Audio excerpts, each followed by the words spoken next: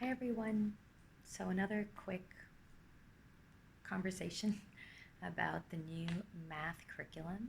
For 2020, a new strand has been introduced called financial literacy. There are three elements to that. The first one being money concepts, the second one being financial management, and the third one being consumer civics or consumerism and civic awareness. So these are really interesting conversations that we need to have with our teacher, teachers who are now teaching this area. Um, in the past, we've always included financial understandings around money concepts in mathematics understanding, particularly around currency and understanding how currency is a mathematical concept in terms of the value that it's placed. What now we're trying to introduce is students' understanding around um, their positions around money, financial literacy, wealth, what that means. And of course, teachers in education are now tasked with that to add to the dimension of their programming and lesson planning. So we're not just teaching students how to, teaching students currency. It's not as simple as that anymore. We're also teaching students their understanding around money and wealth. And there's so many conversations around that, and I myself am trying to understand the literature on that work. I think that we sometimes think about some of the relationships that money has with politics, ethics, being and existence, economic spaces, that has been something of a higher education, programming, maybe something to do with, economics or business management, things like that.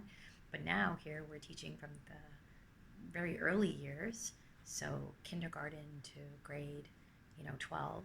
These students now have to have this understanding, and there's already, remnants of that kind of work, and their understanding is already growing because they're seeing money being used in different ways. They have conversations with that they're maybe overhearing of their parents and things like that around wealth and value and what it takes to purchase things. Also, those kinds of concepts are introduced in their, everyday interactions with, video gaming, with going out for shopping, with, can I get something? Can I buy this? Okay, how much money do you need and why? So they already have this understanding, but what does it mean now to teach students to have a relationship with money and wealth that's positive, so that way they can make good decisions in their consumerism, so that way they can have positive feelings with wealth, so that way they can achieve whatever it is that they wish to achieve without the limitation of money holding them back, because of belief systems, not, you know, you know, belief systems that were ingrained or entrenched into them due to other things, not reasons for them, um, other than just being surrounded by particular attitudes and feelings around wealth, which could be things like, don't waste your money, or,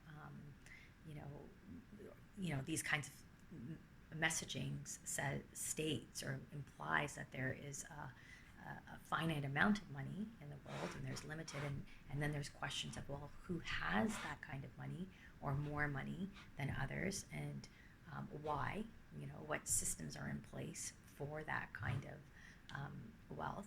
So all those kinds of things come into play, and so there's a lot to unpack when we think about the financial literacy strand.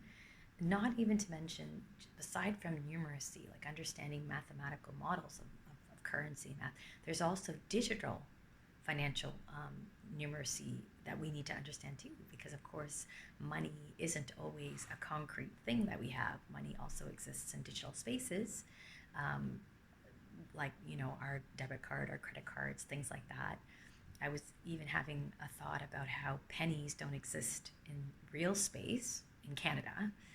We don't use pennies here. However, in digital spaces, pennies exist, right? So you might have an account balance that's, has 31 cents in it. And so it exists there. But if we were to buy something in the store that costs something and 31 cents, we would simply just give them 30 cents because we don't have that.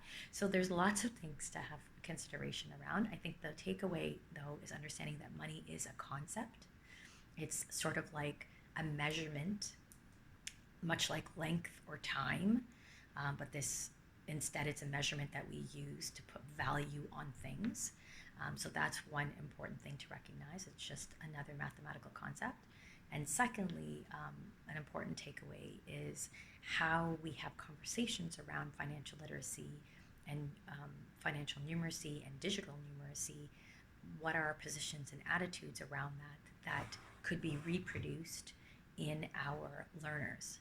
So we need to also make sure that we have the proper language, rhetoric, narrative, positions, feelings around wealth, and that we are making sure that we're sharing positive um, ideas around wealth, money, and currency, and that we're amplifying the the notions that there is an abundance of possibility for our students, and that there isn't a limitation for them to achieve whatever it might be that they need to achieve, that might be subjected to how much money one has in order to do it.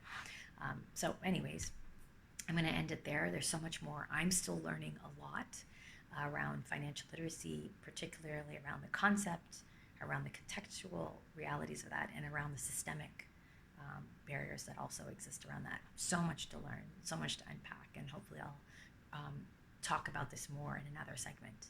But this is just to ruminate and to think about this as a starting place. All right, and all the best.